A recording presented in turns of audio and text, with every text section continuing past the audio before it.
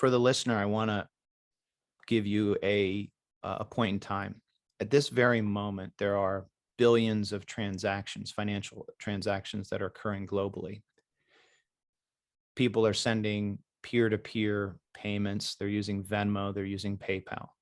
People are paying their credit card bills. People are depositing cash. Businesses are engaged in transactions through and through. Banks are providing overnight funds to other banks.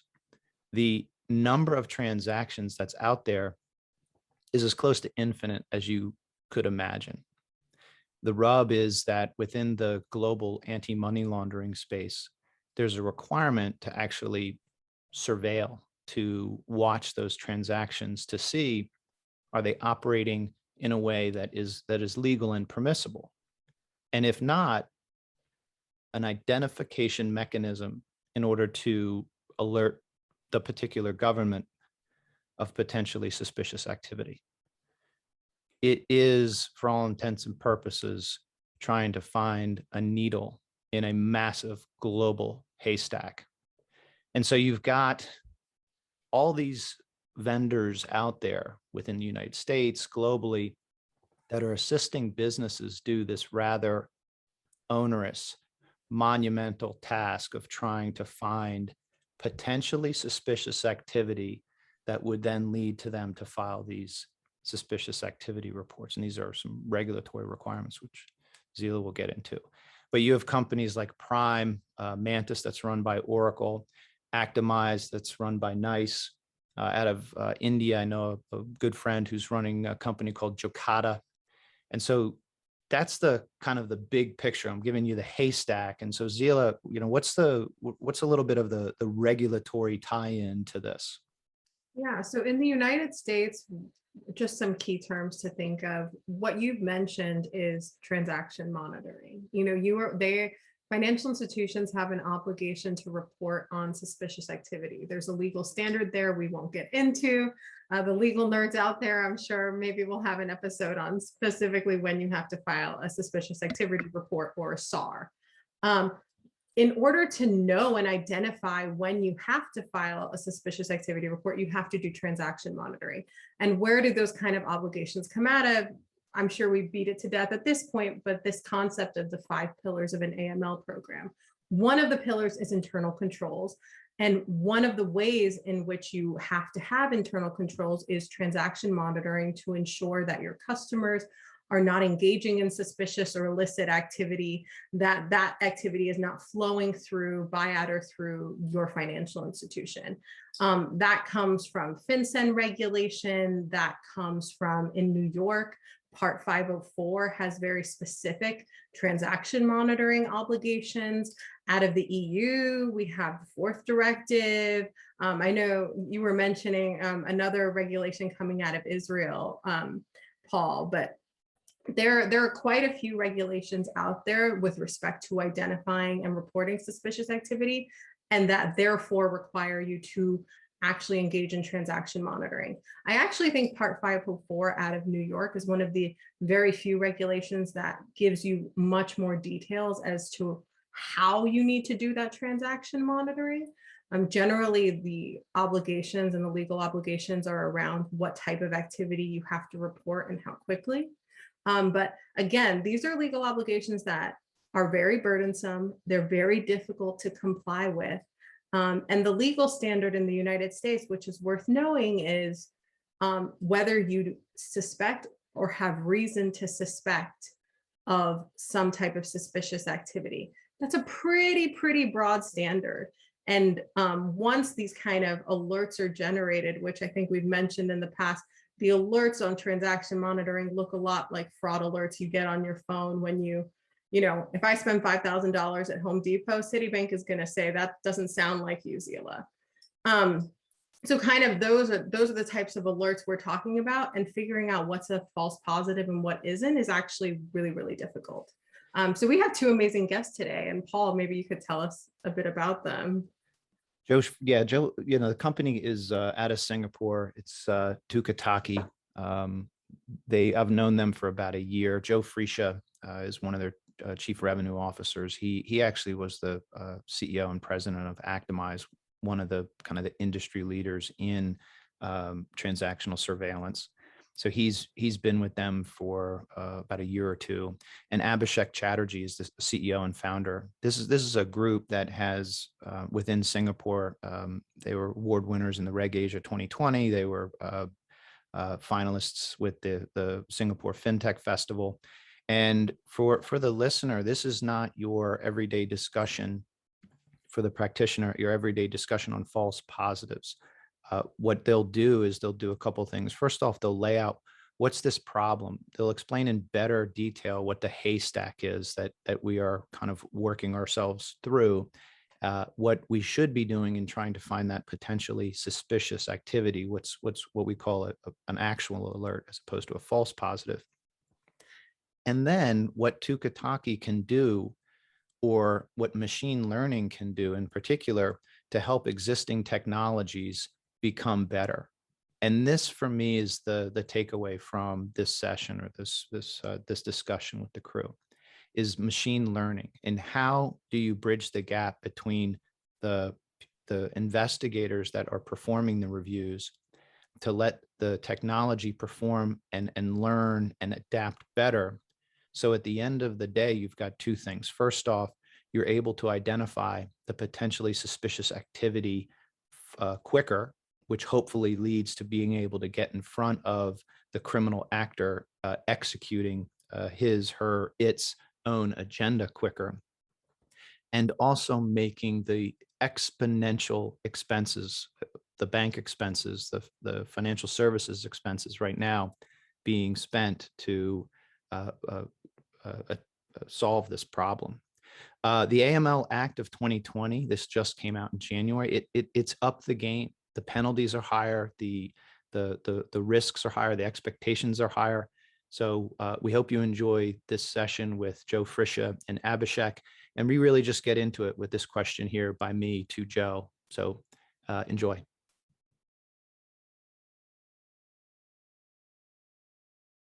Joe, if you could lay out a little bit of, what the longstanding problem has been with transaction monitoring and actually getting to those SARs, and kind of the morass that we have to fight through and slog through, and actually getting to what that true signal is. Gotcha. Okay. So as you pointed out, what's supposed to happen does, but there is a reality on what is going on. So I'll try to kind of lay that out. So first of all, let's just separate. I'm focusing on the operations. There are folks like chief risk officers who identify risk policies and thresholds of risk. That's more strategy. Once that's in place for any financial institution, then the operation kicks in. And the operation, if you look at AML, very simply breaks down to two halves, or two parts of a loaf of bread. The first half is the detection. It's trying to identify that anomalous behavior. And frankly, no one sees that except it fires off alerts. So the details of what it's looking for, et cetera, are not really seen by people. What they do see is things we call red flags or alerts. So when they come in the morning, they'll sign on to a system and they will see a list of, quote, alerts. And then their job is to research those to identify whether that, as you said, is really anomalous behavior or it's really okay behavior. And then if it is anomalous, they go through a process of submitting a SAR, or suspicious activity report, to the government. So the problem we have, and I can speak firsthand because I've been in this business well over 15 years, is that the detection technology is very dated. And what it's like is if you were a fisherman, you throw a net in the ocean and you're looking for certain types of fish, but you throw a net, you're going to get a boatload of fish, but not every one is the one you want.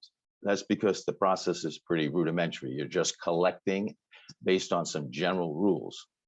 And then what happens, because it's a requirement to have money laundering monitoring, anti-money laundering monitoring, you have an obligation to investigate everything that's alerted. You can't just ignore it. And therein lies the problem, because the hidden secret is you can adjust thresholds. You can say, this particular threshold I set, whether it's X, is generating way too much activity for me. So maybe I'll ratchet it down and get half the activity. But the problem, of course, is you might be missing some true anomalous behavior. So you cannot do that. So the real outcome of this whole thing is that every bank is inundated with alerts. And to the degree about 95 to 99% of all these alerts that get generated are false positives. Let me paint Yep. let me paint a picture of the problem that we deal with. And when I say we, I'm using the general we.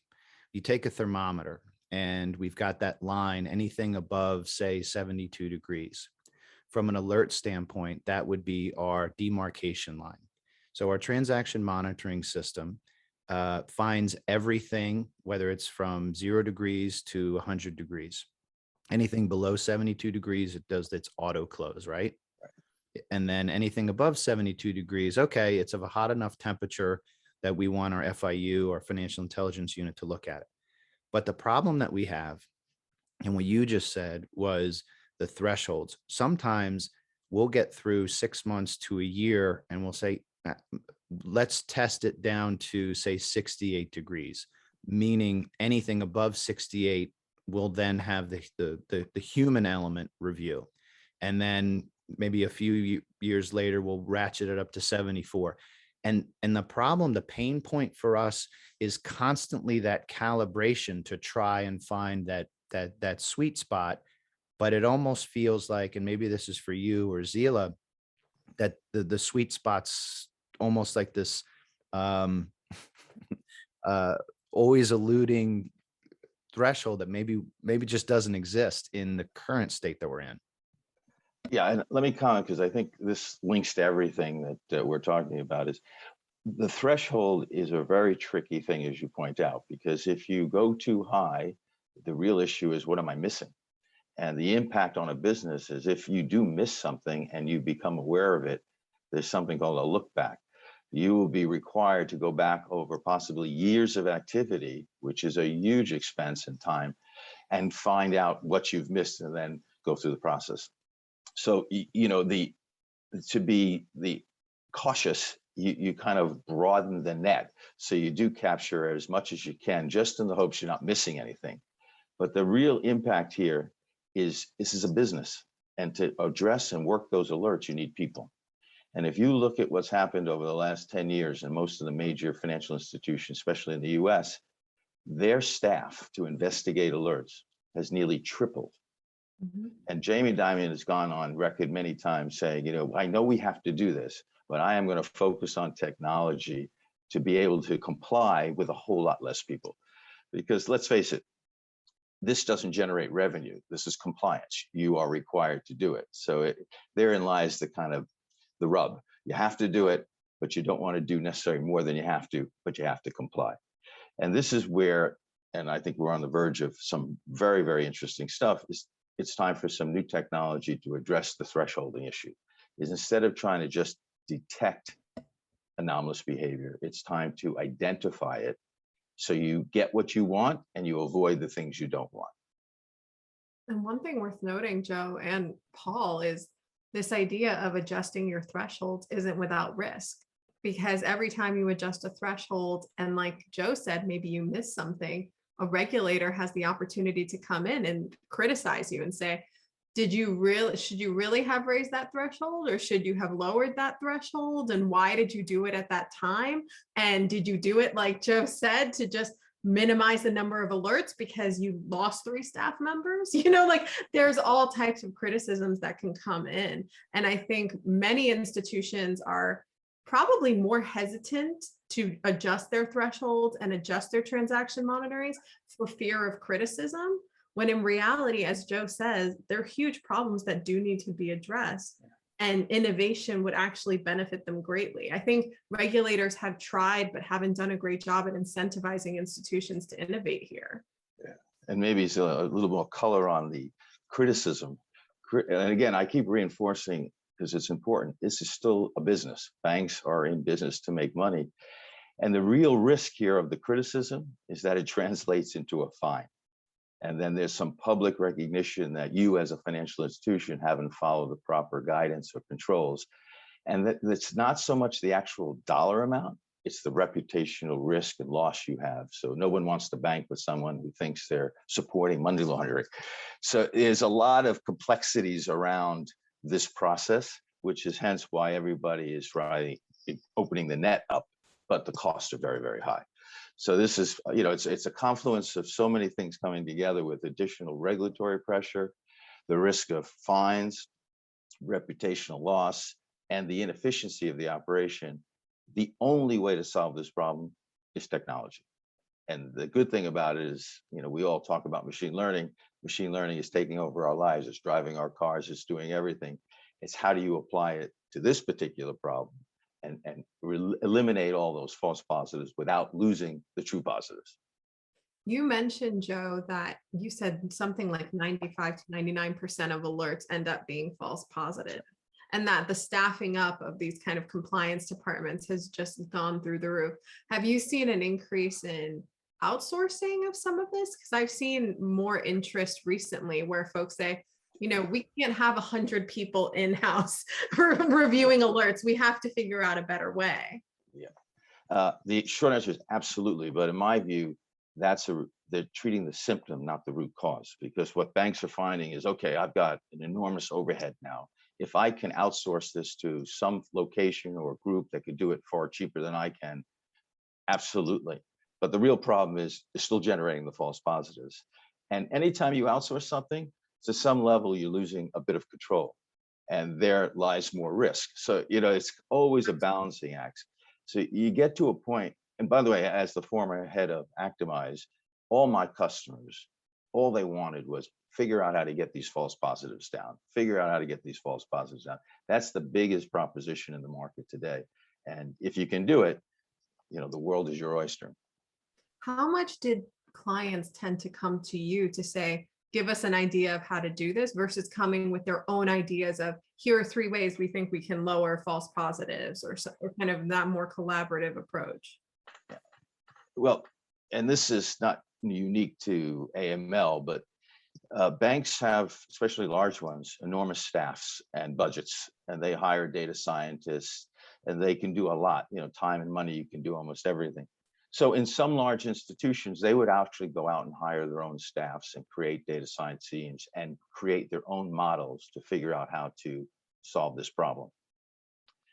The banks, though, are banks, and typically you want to stay to your core competency, which is money and lending and that kind of thing, and not necessarily technology. So this is the old build or buy concept, and it always comes around where they could do it initially, but where they come to realize is that evolving and keeping current is very hard to do. So basically, working with vendors such as Actimize, Tookitaki, and others, these are the experts. So you get the kind of collective genius of this organization, works with many organizations, as opposed to just what we've done as an individual institution.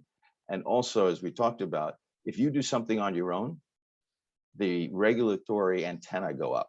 And they start saying, well, wait a minute, what are you doing? Because I'm more familiar with the more commercially available solutions. So again, a lot of moving parts on all this. So Actimize, that's a huge player in the industry. A lot of people know of Actimize. I know a lot of my clients use Actimize. And you mentioned there's some risk in being the only bank to try a new method or to try a new transaction monitoring system. How did you kind of get in the door? How specialized were you? Because with Actimize, there's a fair amount of specialization that you can use. Yeah, and I want to be very respectful of Actimize, but Actimize has been around over 20 years, and I will give you kind of an analogy, and it also dates me, but check processing was usually, all about the speed at which you can take a check and move it through a sorter. That was the goal. You wanted to clear the check as fast as you can and get the float. So every bank was working on faster checks. But it gets to the point where you just cannot move paper through a machine any faster than X. And to be better, you have to pivot or have a paradigm shift. And that's where the digital concept of checks today come in. It's a completely different approach. So similar to finding anomalous behavior, rules or even profiles where you kind of take averages and look for deviations, at some point, you just can't squeeze too much out of it. It just gets to a diminishing return. You have to acknowledge it's time to reset the platform. So Tookitaki, for example, had the advantage. Sometimes when you come in later in a market, you're the new people on the block, you can see it in a different way and build from scratch a true machine learning platform. Now, again, being respectful, Actimize acknowledges this, and I'm sure they are working very aggressively to do something in this area. But the point I'm making is at some point, the technology has to be replaced. And the only thing that does it today is machine learning. So that's very different than the rules and profiling. That's it mostly in the market today. So let's turn to Abhishek, and you've been patiently waiting. So when any vendor comes in, I said to you guys in the preview, any vendor comes in and they say, hey, we can solve X problem. I say, great. Don't show me a presentation. Show me actually what you can do. And in following, Tookitaki, over the past, year or so, walk us through not just the problem, actually skip the problem because Joe's done a nice job explaining it. How are you guys using the technology, helping DFS Part 504 that says we want automated surveillance, Bank of Israel Directive 411, the EU Anti-Money Laundering Directive number 6, probably, an infinite number of others that are saying, stop being so manual, stop using yesterday's technology. And then how do we actually get to, the signal and, and really start, getting away from the noise? Right. So I think the problem should be broken up into two parts, right? One is essentially the detection. And then once you detect, then how do you sort of manage? Here, I think we need new technologies like AI and machine learning to come in and deliver results across both ends of the spectrum. So the first aspect is detection. How do you make the detection better so that the alerts that gets generated are much more sharper than what it is currently done? And how do you make that better? One of the ways which regulators and overall ecosystem is talking about is really understanding the scenarios which you need to monitor to generate those alerts. Because these bad actors, the modus operandi across the board is very similar. Suppose you have a mule activity, and the mule activity says that if you have smaller amount of transactions in multiple ways, and then they all flow to one counterparty, then that's a problem. Now, you can't create rules around mule activity because the only thing that you create is, as Joe pointed out, a broader net that throw alerts for anybody who has 10,000, which means that dozens and dozens of the transactions will actually trigger, and you really don't know whether it's a mule activity or not. So having some sort of an intelligence which is able to make this detection better is the first part of the process. So as Tookitaki, our concept of detection is through a concept called as federated learning, where we sort of learn from the industry, from the ecosystem, and then sort of percolate that learning in each individual banks that we go in. So for instance, I will go to a financial institution, say, hey, by the way, these are the new patterns that are coming up. If you download these patterns, you would be able to generate much more sharper alerts using the concept of AI and machine learning and a concept called as a federated learning. Once you generate alert and you have a bigger net, you still needs to understand whether those alerts are true alerts or false alerts. Here, a concept, a subset of AI comes in, which we call as machine learning, where historically we understand from the analysts, how did they say this is a good alert and this is a false alert or is a low value alert? The machine learning intelligence looks at historical data, automatically learns what these analysts would have done, and then builds an algorithm out of it. So let's say, for example, like a zero balance account on its face in an anti-money laundering typology, money in, money out is a red flag.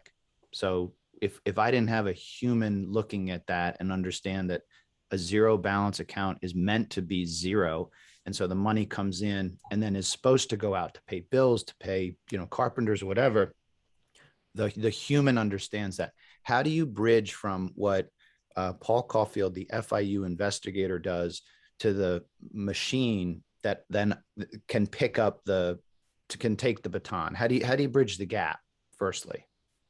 Got it. So I think, again, right, if you take a step back, there are two elements. One is detection.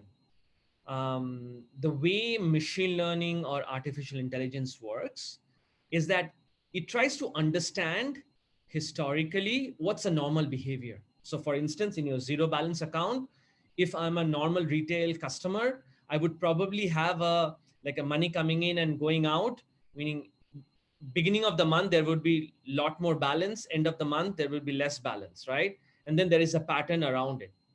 Now, if you are a customer who is sort of doing mule activities or any sort of activities, you'll probably have like the zero balance account sort of skewed at certain points in the month, or the ratios of incoming and outgoing would be skewed at certain seasonality of the year. So what's happening is that in that aspect, when a normal and a not so normal behavior is detected, if a new customer comes in who has a not so normal behavior, even though there is no human analyst, they will say, hey, by the way, 90% of my retail customer has a flow in, flow out ratio of almost 1 at the end of the month. But these set of guys has a different flow in, flow out ratios, which is completely not so normal. That's how you detect those cases. And once you agree, meaning the analyst says, hey, I agree to this, the machine learning engine again takes over, learns it, and next time your alerts gets generated, it says, hey, by the way, this is a true alert and this is a false alert. That's how we work through the system.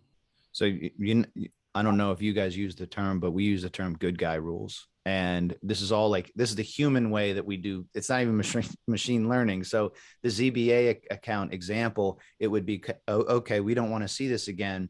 And what we do is we create a rule.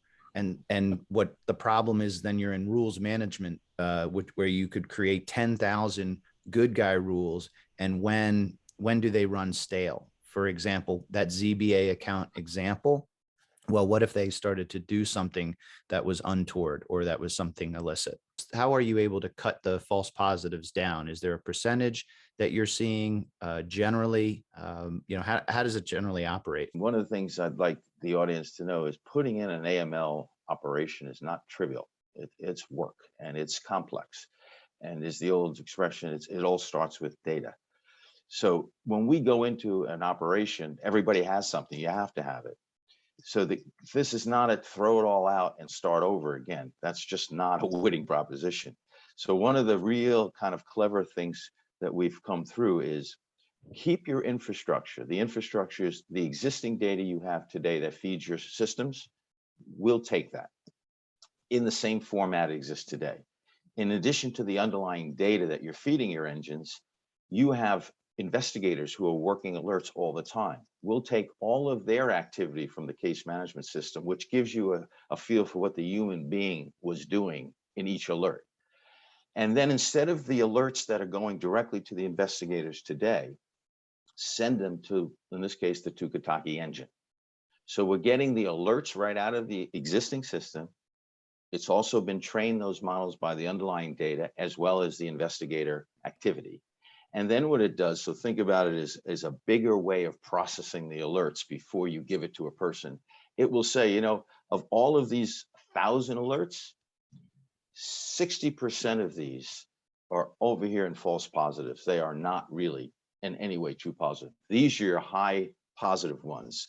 So all of a sudden you take the workload and you completely break it down, allowing your staff to focus on the high priority ones first, and then you hibernate your other ones. And then you go through some sampling just to make sure and keep the regulators happy that the machine learning model is doing what it's supposed to be doing. And the other aspect that's probably worth mentioning to the audience is the real challenge with machine learning is anytime a person made a decision, you can figure out what they did. You ask them, why did you make this decision? But when the machine makes a decision to say yes, true positive, false positive, immediately the antenna go up again and say, okay, why? So you need a level of transparency and explainability that you can drill into when you need to with your regulators and explain, here's what's going on underneath the waterline. And that's the tricky part, because a lot of people can make decisions, but it's a black box. So you really need to have that openness and transparency from an operational point of view to transition. So the whole point of my commentary here is, it's an easy way to transition from your legacy technology into an advanced machine learning technology, and then over time completely displace the legacy technology from a business point of view.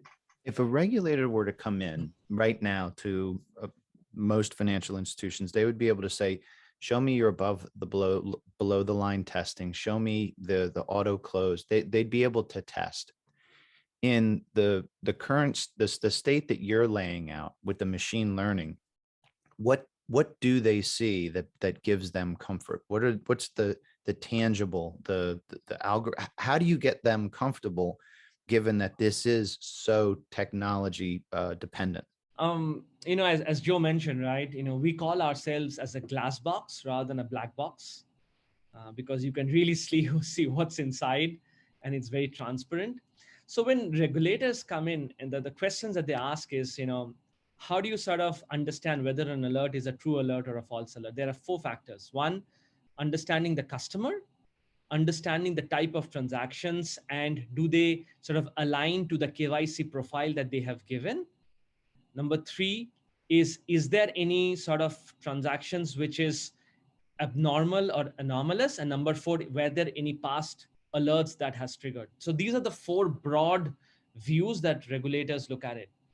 When Tookitaki talks about transparency and sort of making it all clear, we bring together those factors in our prediction, or we exactly tell you that, hey, by the way, these are the customer parameters which we believe, or the engine believes, resulted in that decisioning, and these are the anomalies that we are seeing. That's 1. Number 2, these are transactions that has been triggering, and this is anomalous to a normal behavior or a person similar to this.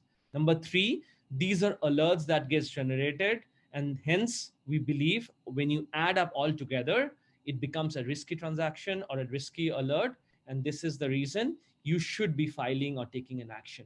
So we break it up in a regulatory understandable format, rather than being very data sciencey, which is like, hey, these are features and these are input parameters, which might not mean much to both the regulators and the compliance team. And that's what we call ourselves, as a contextual or a business explainability, which is why we call ourselves as a glass box approach towards solving that problem. Do you find that because you kind of have this transparent approach that's successful? Do you have trouble kind of explaining it even to clients, or?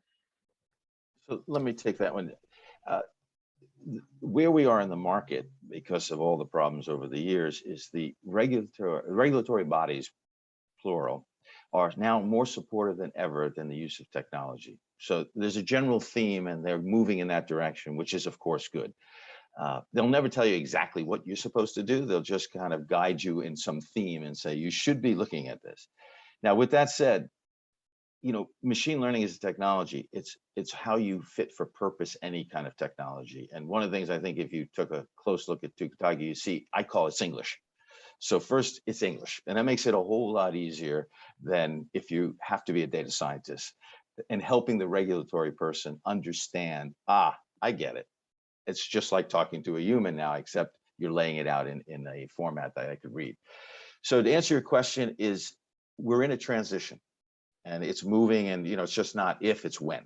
And more and more and more, driven by all the inefficiencies, you'll see regulatory people eventually being much more sophisticated in the understanding of machine learning. Where I get comfort is model risk management. It's been around for, I think it was 2003 was the first FIL that came out of the FDIC that said, okay, if you're going to rely on models, then what are you doing to test them, to go back on an annual basis if they're high risk, more less frequently if they're lower risk. So these are models that we're relying on. And so as we, and maybe this is where, Joe, you were talking about, JP Morgan trying to really, crunch on the technology because they don't want to have this glut of human capital. And you're always going to need some eyes managing and tending the store. But I think there's going to be, and maybe this is where, you and kind of Abhishek can kind of lead us, is what's the future state that's doesn't sound too far away? What's that balance of the types of people that you see working within a compliance ecosystem, working with systems such as this, the model risk management kind of controls around it. So it's not just the worst thing that you can do in a model is rely on it, period. Just rely on it. What you have to do is you've got to kind of loop back and kind of make sure that it's running as intended, right? So what's your future state ecosystem of compliance personnel as well as technology? Yeah. Let me start, Abhishek, and then you can add a lot more depth in terms of the technology. But this is actually one of my personal, I guess, hot buttons, because I've been in the business for many, many years, and I've got this vision that one day it's a lights out operation. You'll never need a person to do it. It completely gets automated. Now, that's nice to aspire to, but the reality is you will need a smaller number of people. But the key, and again, I'll go back to my business theme. Today, you have to have highly trained individuals working in this operation, from understanding the models, data scientists, even the investigators have to be well trained and very experienced. All that adds up to is cost. Technology eventually can dumb it down, can take all the complexity out, make some of the key decisions, but then serve it up in a way that I'll say mere mortals can understand, where you can hire more business related people. So to answer your question, from a business perspective, the technology is going to shift it so it gets away from the data scientist and the analytics and more into a business person that you're hiring, which will have more of a concept of why we're doing these things and not trying to figure out what was going on, which is a huge shift from where we are today. There's a lot of technology and a lot of technical people involved in these operations. Just to add on to Joe, right? There are 2-3 sort of broad points that we see. Number one is, in the model governance space, there's a lot of research or a lot of trends coming up where the documentation element of model governance is being automated. Purely because at the end of the day, right, there are these sort of fixed set of rules that you need to do documents, and narration generation in SARS and documentation is a big area of focus. And I think OCC also had a lot of pilots and innovation projects on automation of that. So that's a big trend coming up in the industry. How do you sort of automate the narration process of model development and SAR development and stuff like that? So that's one element. The second element, as Joe pointed out, is models which are built. It's not like constant in one time. It's also growing. So having mechanisms to continuously look at data and grow is a big part of success, whether machine learning or any model will succeed. To give you some examples, during COVID crisis, all models went for a toss. And our system, because of champion challenger, kept on building. And then that kept the efficacy constant, right? So that's second element. The third element that we now look at it is that, from a pure people's point of view, we would see much more sort of tech educated compliance team members who would be part of the workforce in the next 2-4 years, because the guys who are now, sort of team members in the tech companies like Chime and, all these companies, they're much more tech oriented. And then when they sort of grow up in their, career progression, then they come to banks. We will see much more amalgamation of tech and compliance coming together than what it is today. So that's how I see the workforce also sort of evolving along the way. Your last point, I've said to my lawyer friends, if you don't have a computer scientist working in your law firm, seriously, when you think about like smart contracts and, where we're going with blockchain technology, I agree with you that we're going to have more data scientists, model risk managers, really people who understand how the engine works. What's important for me and Zila in this is demystifying this space. And I'm not sure if I said it to Joe or to an earlier guest. I want my mom to listen to this and say, I understand the problem. The solution, maybe I get a little bit, but I now really do understand, bigger picture. And so, our students understand it. The people who want to get, a little bit wonky get it. And obviously the practitioners are get it. And then I think you had said, the evangelization of this stuff, the demystifying, the regulators can say 314B all they want. And, here it is near 20 years old. But all right, great. Well, how are we actually going to do it in a way that makes sense? And, all these transactional surveillance requirements. Well, great. But we are wasting our time reviewing so many false positives, because and this is what's so frustrating. More often than not, if you think about the millions, billions, and maybe trillions of transactions that are occurring through credit cards, through wire transfers, through peer-to-peer, through anything, that's all legit stuff. And we're trying to find the signal. And what I like about what you guys are doing is you guys are really trying to use the existing technologies, but supplement them or complement them with machines, with algorithms that are saying, okay, you can do it better, and you're not, alone, just the humans. As we've mentioned, we had an earlier episode on information sharing. So we've talked a little bit about the topic of how important it is that financial institutions share information with each other, how that can be useful, not only for financial institutions, but the development of the industry and for regulators and meeting their goals of kind of fighting financial crimes. We've been talking about false positives for transaction monitoring. As we all know, eventually, as Joe kind of highlighted, many of those alerts will end up being filed as suspicious activity reports with the government. That process, SARs are highly confidential. Regulators are very interested in keeping that confidential. And as a result, I think most institutions have been very private and held very close to the vest, their transaction monitoring, their data, the SARs themselves, obviously, since they have a legal obligation to keep those confidential. But Abhishek, you've mentioned to us in the past that you think information sharing in this space actually would have greater benefits. And I know that frankly doesn't seem to be something that's happening, probably for fear of the baton of a regulator coming down with some enforcement action for sharing too much. But what do you think are some of the benefits of sharing and where that can lead us? Absolutely. I think as long as we can decouple data and insights, then sharing becomes more pervasive than what it is today. We don't need to share the names of people or customer information, because the way bad actors work, the modus operandi can be shared. So when we learn from one bank, the modus operandi of false alert or true alert, that modus operandi can be shared and what it is today. And that's what we want to bring into the system, because that would really create a very powerful ecosystem of fighting financial crime and reducing false alerts. And that's how we in Tookitaki is fighting that battle. Guys, look, we very much appreciate your time. Thanks for coming on.